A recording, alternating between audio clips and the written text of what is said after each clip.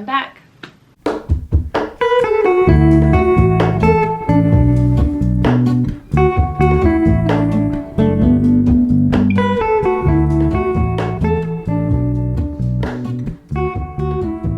What is up, you guys? Welcome back to my channel. My name is Jessie, and today I'm here to talk about my August TBR and all of my reading plans, and also ask for your help. I just want to say thank you to everyone who reached out, and I don't even know how to make a sentence.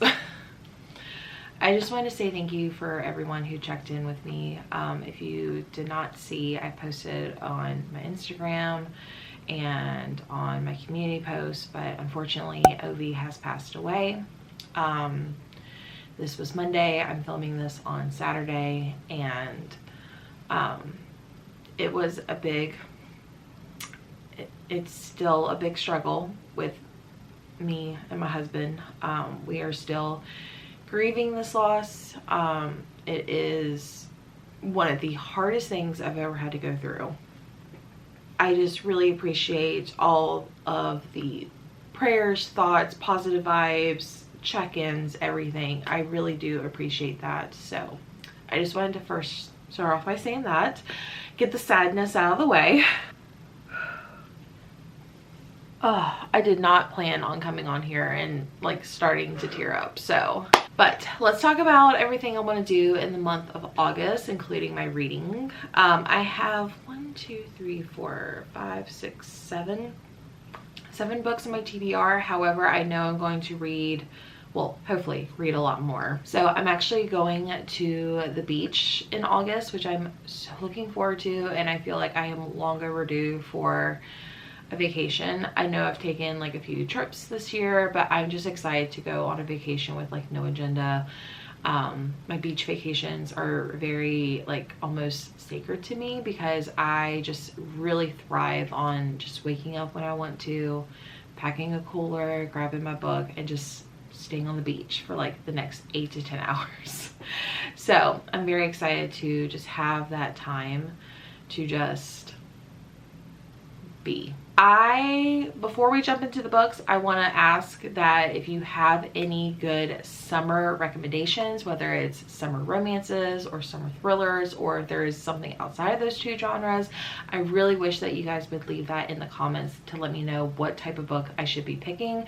Because honestly, I'm looking at this stack and I'm like, I need more books for the beach because I'm going to fly through it. So if you have any recommendations, please leave those in the comments. All right, I'm going to start off with the Sleep When I'm Dead book club pick. This is The Ghostwriter by Julie Clark. I'm very excited to read this one. I've been hearing a lot of great positive buzz about this book, and I'm very excited to be reading this one this month.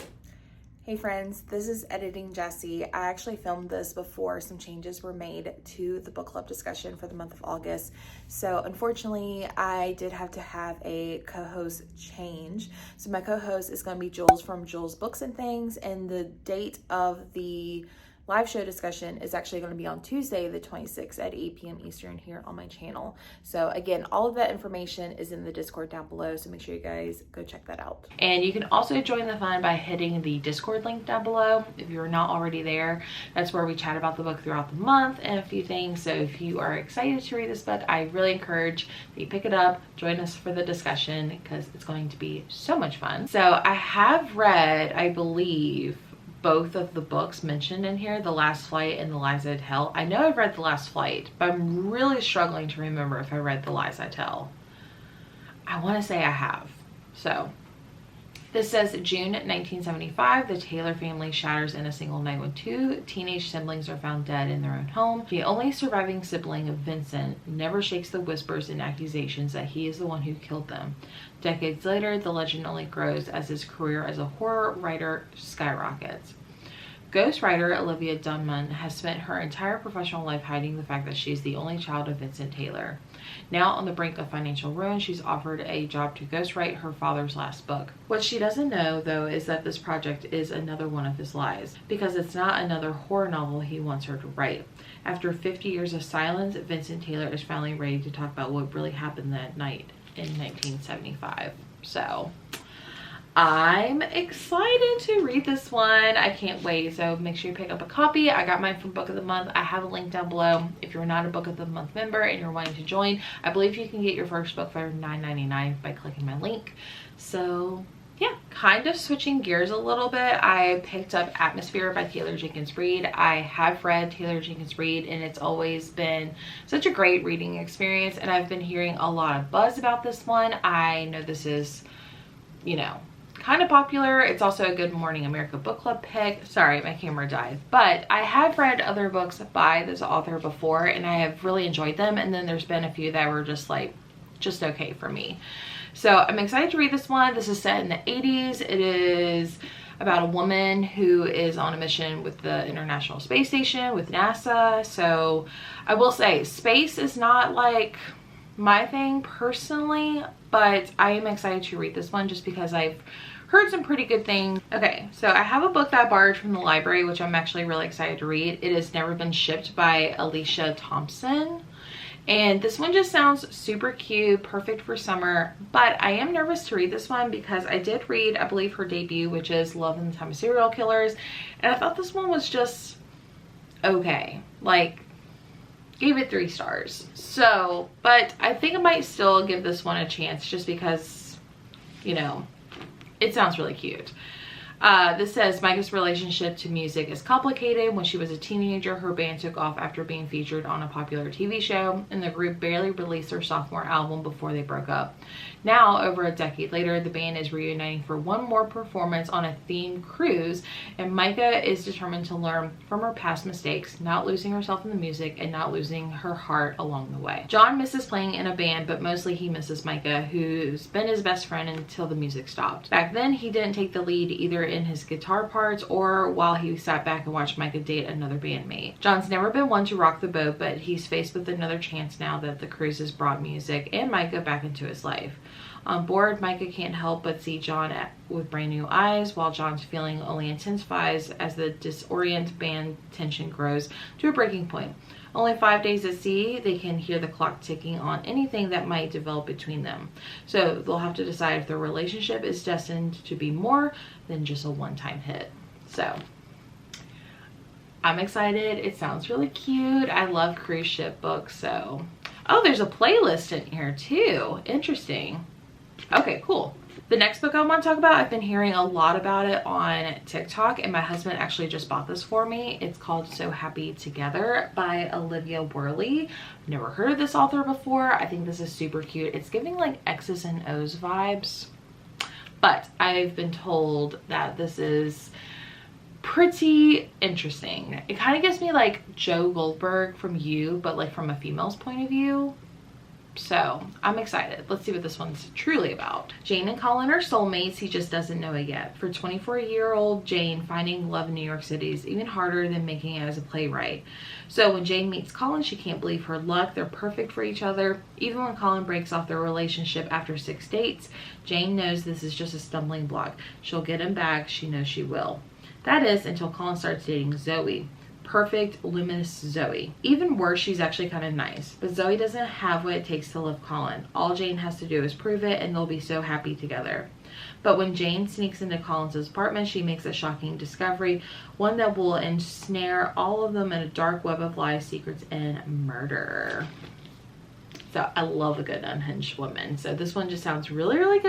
I love the cover, so I'm excited to read this one. I do have 2 thrillers that have been on my TBR for quite some time, and I actually kind of wanted to do like a themed reading vlog, but it just never ended up working out. So I'm just gonna read these, and I mean, I'll probably read these while I'm on the beach, so be on the lookout for a beach vlog. But I have these 2. I have Adrift and the last one by Will Dean. Adrift is actually a book that I'm reading for my friend Gwen's book club for her Patreon, so I definitely want to read this one. I believe I also signed up to be part of the discussion, so I'm very excited to read this one and see what this one's about, because I've heard really great things about both of these, honestly. This one just says S wakes up alone in a sailboat in the remote Pacific Northwest with no memory of who she is or how she got there. She finds a note, but that's more of a warning than comfort. It says start over, don't make yourself known, don't look back. So that's all I kind of want to know going into this one. So I love a good memory loss, amnesia trope, out in the middle of the ocean. Like, okay. The next one I have is The Last One by Will Dean. I've heard amazing things about this one. I've heard it's wild and crazy, and I've heard other good books by him. So hopefully if this one's a winner, I'll check him out in other areas. It says, has she lost her mind, or is that what they want her to think? When Cass steps on board to an exclusive cruise liner, RMS Atlantica, it's the start of a vacation of a lifetime with her new love, Pete. On their first night, they explore the ship, eat, dance, and make friends, and when Cass wakes up the next morning, Pete is missing. And when she walks out into the corridor, all the cabin doors are open. To her horror, she soon realizes that the ship is completely empty. No passengers, no crew, nobody but her. The Atlantica is streaming into the mid-Atlantic, and Cass is the only person on board, and that's just the beginning of her terrifying journey in this white knuckle mystery. So I have been told like that part is just like the first part of this book, so I'm curious to know like what the other parts of the book are. So I'm excited to read this one. And then the last book I have on my TBR is one of the newest Aardvark book club picks. This is Party of Liars by Kelsey Cox. I think this is a debut as well. So I got this last month in July, and I had not read it yet, but I've heard some pretty good things, so I'm very excited to give this book a shot. So this one, I believe, I don't know, it's kind of got like an interesting vibe from what I remember. This says, today is Sophie Matthews' 16th birthday, an exclusive black tie bash in the heart of Texas Hill Country, where secrets are deep-rooted as the sprawling live oaks. Sophie's dad has spared no expense, and his renovated cliffside mansion, once thought haunted and shattered for years from outsiders, is now hosting the event of the season. Then, just before the candles of the three-tiered red velvet cake are blown out, a body falls from the balcony onto the starlit dance floor below. A killer guest list. Danny, who is Sophie's new stepmother, who's been plagued by self-doubt ever since the birth of her own baby girl. Olathe, the superstitious Irish nanny who senses a looming danger in this cavernous house. There's a lot of big words, sorry. Michaela, the birthday girl's best friend, who not nearly as meek as the most popular kids assume. And then Kim, the cunning ex-wife who has a grudge she won't let go of. Everyone's invited in. Not everyone will get out alive. Kind of reminds me of The Guest List by Lucy Foley, but different setting. So I'm excited to see where this one goes. All right, guys, those are all the books that I have planned for my August TBR. Again, I'm really looking for some recommendations to take on my beach trip. So if you have any, please leave them down below. But thank you guys so much for watching. If you've made it this far and you don't have a recommendation, leave the beach emoji down below, so that way I know you stay till the end. And also don't forget to subscribe, give this video a thumbs up. Both of those things really help out my channel. And yeah, I have a lot of content planned. You guys don't want to miss out on the next video because it could be a very exciting announcement. I'm just saying. I will let you guys go, and I hope you all have a great day. Bye.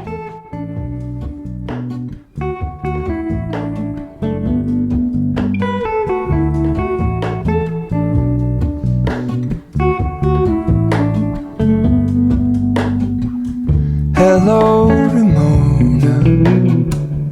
I can't shake